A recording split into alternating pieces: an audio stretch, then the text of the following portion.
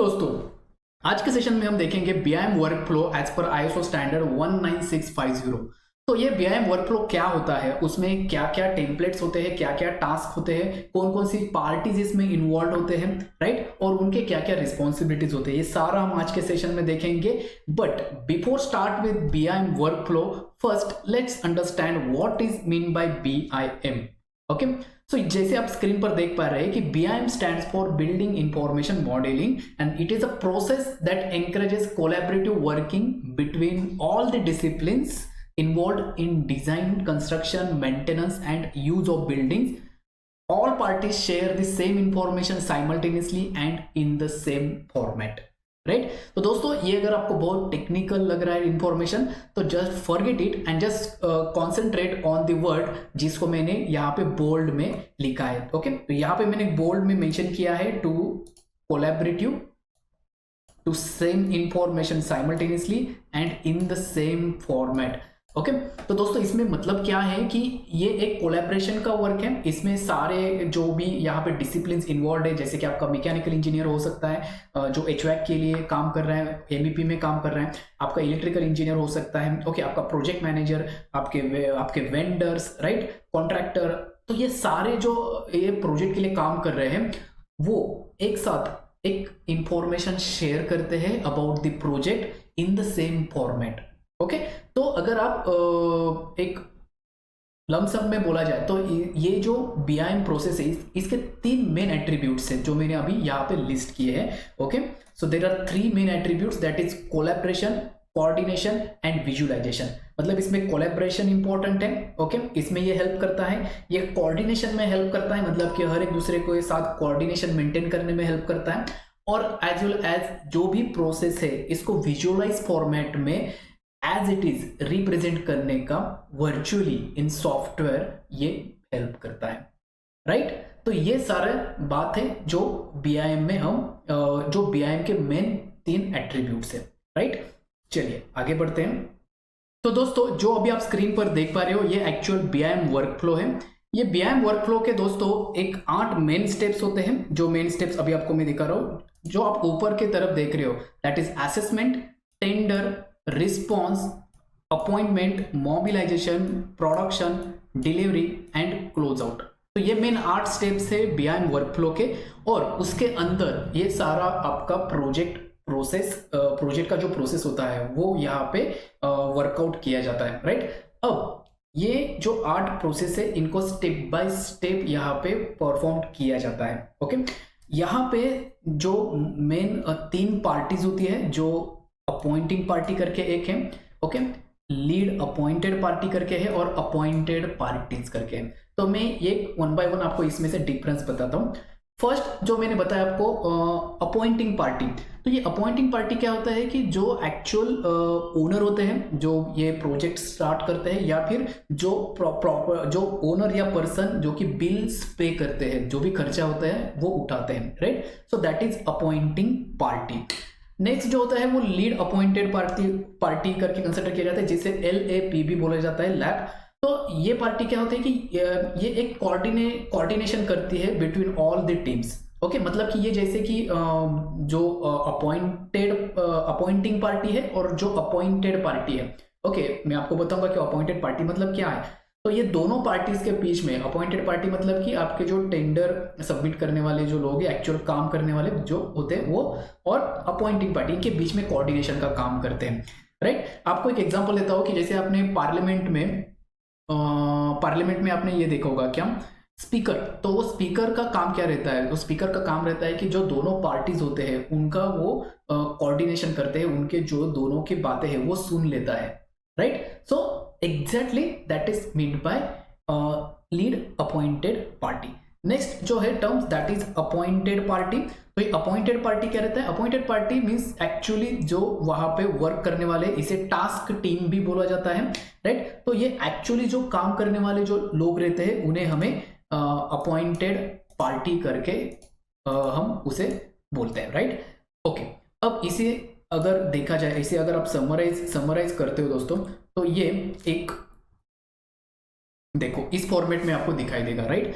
तो यहाँ पे अगर आप देखोगे तो यहाँ पे ये जो स्टेजेस है, ओके, फर्स्ट 2 स्टेजेस, ओके, जिसे हम बोलते हैं प्लान एंड स्कोप स्टेजेस, जिसमें हम प्लान डिसाइड करते हैं और स्कोप डिफाइन करते हैं। इसमें असेसमेंट, टेंडर, रिस्पॉन्स और अपॉइंटमेंट ये टास्क आता है। स्केड्यूल एंड ट्रैक में mobilization and production, okay, and delivery and close out में वेरीफाई, ये आपके स्टेजेस इसमें इन्वॉल्व है। चलिए तो इसे 1 बाय 1 में आपको समझाता हूं कि ये एक्चुअली कैसे स्टार्ट होता है, राइट। जो अपॉइंटिंग पार्टी है दोस्तों, अपॉइंटिंग पार्टी के टाइम पे जब असेसमेंट का स्टेज होता है तो वहां पे हमें एक अपॉइंट करना पड़ता है, दैट इज इंफॉर्मेशन मैनेजर। तो हम इंफॉर्मेशन मैनेजर यहाँ पे अपॉइंट करते हैं। ये यहाँ पे एक्चुअल 3 जो डॉक्यूमेंट्स होते हैं, that is organisational information requirements, then project information requirements and asset information requirements. मतलब ऑर्गेनाइजेशन का क्या रिक्वायरमेंट है एग्जैक्टली, देन ये जो प्रोजेक्ट हम करने जा रहे हैं, जैसे कि फॉर एग्जांपल L&T कंपनी है, that is a big organisation, तो ये ऑर्गेनाइजेशन का एक रिक्वायरमेंट होता है, राइट। देन L&T अगर मेट्रो का प्रोजेक्ट कंडक्ट कर रही है इन पुणे, तो ये एक प्रोजेक्ट रिलेटेड रिक्वायरमेंट कुछ स्पेसिफिक होगा, okay. And then AIR, that is mean by asset information requirement, right. तो ये एसेट इंफॉर्मेशन रिक्वायरमेंट क्या होता है कि क्या क्या एसेट्स अवेलेबल है, ओके। तो ये 3 डॉक्यूमेंट्स का मतलब ग्रुप ऑफ डॉक्यूमेंट्स का एक डॉक्यूमेंट बनाया जाता है जो इंफॉर्मेशन मैनेजर ये बनाता है, and that is called as EIR, that is Exchange Information Requirements, right।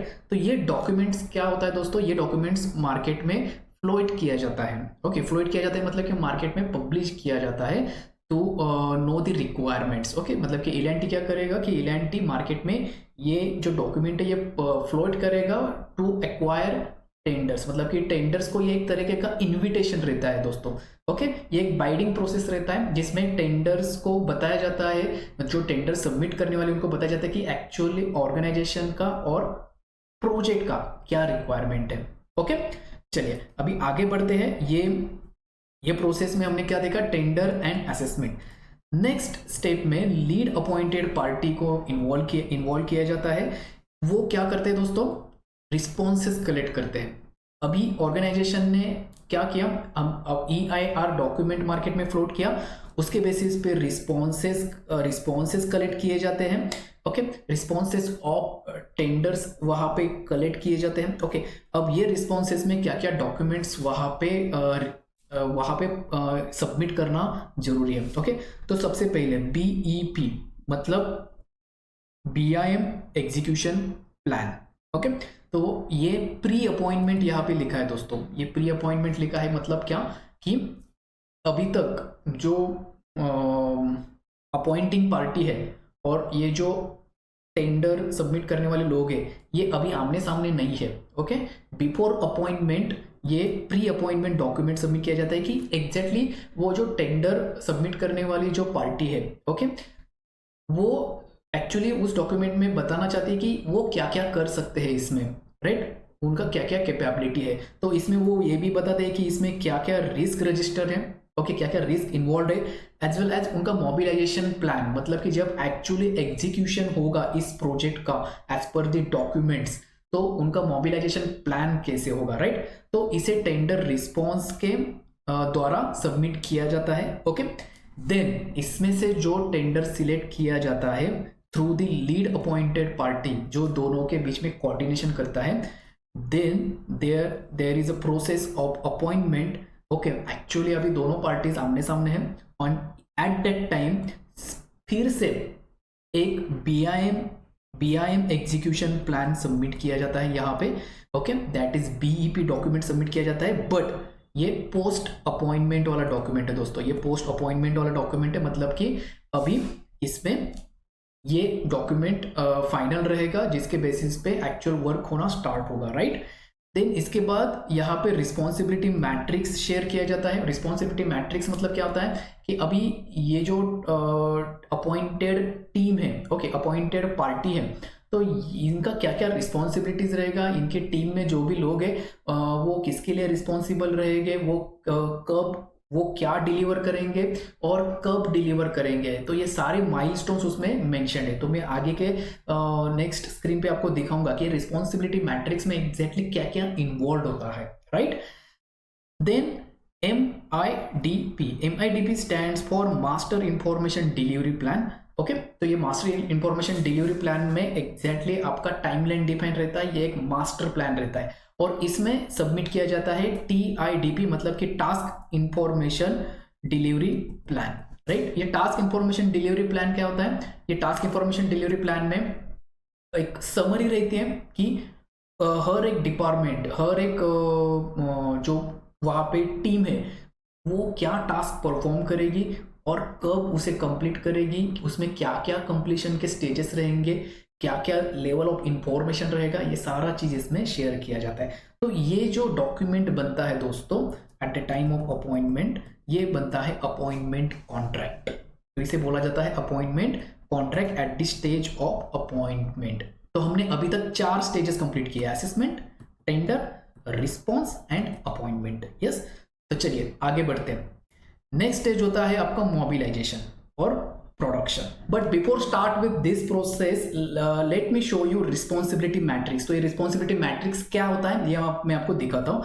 दोस्तों रिस्पॉन्सिबिलिटी मैट्रिक्स मतलब एक इंफॉर्मेशन शेयर की जाती है ऑन द प्लेटफॉर्म। अभी ये इंफॉर्मेशन एक एलिमेंट्स की हो सकती है या एक डॉक्यूमेंट्स हो सकती है। तो आप यहाँ पे जो ये लिस्ट देख पा रहे हो, ओके, ये टाइप की इंफॉर्मेशन पूरी तरीके से शेयर की जाती है with all the parties, all the teams, right.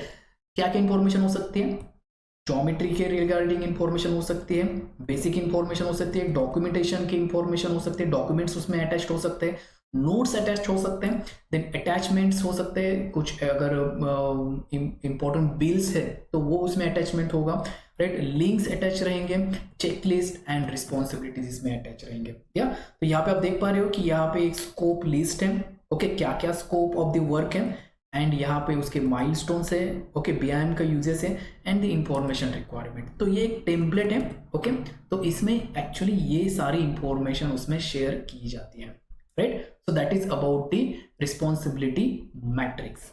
तो अब बढ़ते हैं अगले स्टेज की तरफ, that is mobilization and production, right. अब ये मोबिलाइजेशन एंड प्रोडक्शन मतलब कि एक्चुअली एग्जीक्यूशन वाला पार्ट रहता है दोस्तों। एग्जीक्यूशन मतलब क्या कि यहाँ पे एक्चुअल प्रोजेक्ट स्टार्ट किया जाता है, ओके। तो दोनों पार्टीज का आपस में कॉन्ट्रैक्ट बन गया, ये प्रॉपर्टीज ने बताया कि हम ये कर सकते हैं, ये पार्टी को पता, ये पार्टी एग्री है, ओके। अब एक्चुअल प्रोजेक्ट अपना स्टार्ट हो रहा है। तो ये प्रोजेक्ट के टाइम पे एक यहाँ पे आपका मोबिलाइजेशन स्टार्ट होता है, राइट। अब यहाँ पे काम क्या होता है, BIM के प्रोसेस में, वर्कफ्लो में जो भी रिस्पॉन्सिबिलिटी मैट्रिक्स शेयर किया गया है, जो भी रिस्पॉन्सिबिलिटीज शेयर की गई है, जो टास्क TIDP प्लान शेयर किया गया है या फिर जो मास्टर प्लान शेयर किया गया है, उसे ट्रैक करना, राइट। सो ये प्रोसेस एक्चुअली होता है ट्रैकिंग का दोस्तों। तो जो पार्टी है वो ट्रैक करती है कि जो भी टेंडर सबमिट किया गया है, रिस्पॉन्सिबिलिटी मैट्रिक्स सबमिट किया गया है, तो वो एज इट इज चल रहा है या नहीं, okay, as per the timeline, okay. And जो मास्टर प्लान भी सबमिट किया गया है उसे भी ट्रैकिंग किया जाता है, right, under at the time of mobilization and the production. Production मतलब what, construction, okay, actual construction of the project, okay. तो ये ट्रैकिंग में क्या होता है दोस्तों कि ये आप चेक करते हो कि एक्चुअली यहाँ पे जो भी हमने प्रोसेसेस टास्क वहाँ पे मेंशन किए हैं वो as it is on track है या नहीं है, ओके। देन कुछ बिहाइंड द ट्रैक है या प्रोक्योर्ड हो चुके हैं, राइट। तो यहाँ पे आपको ये स्टेटस यहाँ पे पता चलता है ऑन स्क्रीन। जैसे कि मैंने बोला कि BIM में सबसे अच्छी बात यह है कि आपको विजुअलाइजेशन के फॉर्मेट में, वर्चुअल फॉर्मेट में ये दिखाई देता है, ओके। तो ये इसका सबसे बड़ा कैरेक्टरिस्टिक है, बड़ा उसका एट्रीब्यूट है, राइट, ओके। तो ये प्रोसेस हो गया, राइट। अभी नेक्स्ट प्रोसेस क्या है दोस्तों, final verification and validation, okay, eight the time of delivery and closing of the project. तो ये क्या होता है कि यहाँ पे जो हमने EIR डॉक्यूमेंट्स, जो अपॉइंटिंग पार्टी है उन्होंने जो information requirement action information requirement का डॉक्यूमेंट सबमिट किया था, तो उसके हिसाब से एग्जैक्टली प्रोजेक्ट वहाँ पे हो चुका है या नहीं, ये यहाँ पे चेक किया जाता है, वेरीफाई किया जाता है, एज वेल एज वैलिडेट किया जाता है, राइट।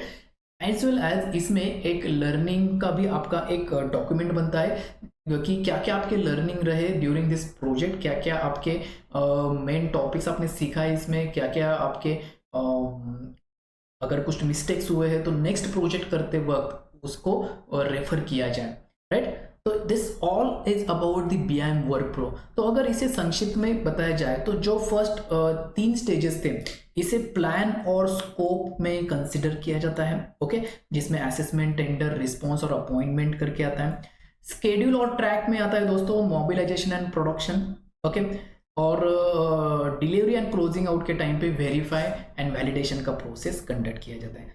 तो दोस्तों आशा करता हूँ कि ये टॉपिक आपको समझ में आ गया होगा। So ready to take your skills to the next level in building information modelling, तो ज्वाइन करो हमारा executive diploma in BIM design course.